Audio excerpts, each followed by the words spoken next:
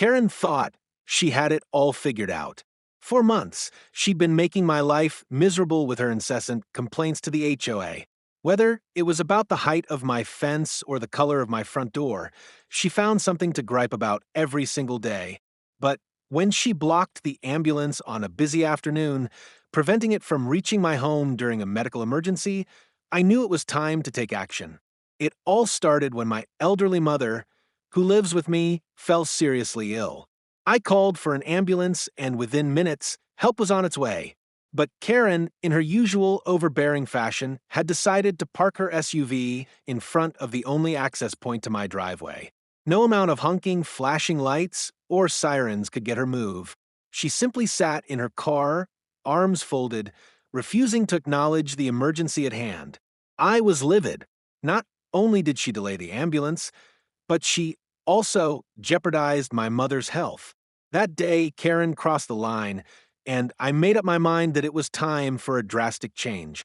I wanted a solution that would make her regret ever trying to control my life.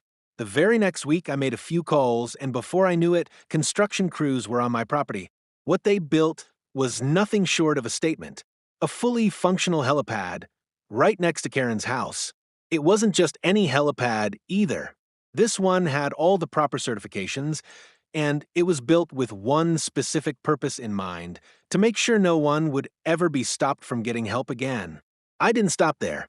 I also installed a series of motion alarms, so I would know if anyone, Karen included, ever tried to block it again. Now, whenever a medical emergency arises, the helicopter can land, and the ambulance can take the fastest route possible. Karen couldn't believe her eyes when she saw it.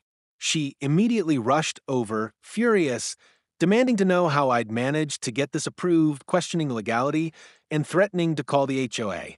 But there was nothing she could do. I had outsmarted her, and now I had the ultimate trump card. The message was clear: my family's safety would always come first, no matter how many rules she tried to impose. After that, Karen's complaints grew quieter. She knew she had met her match,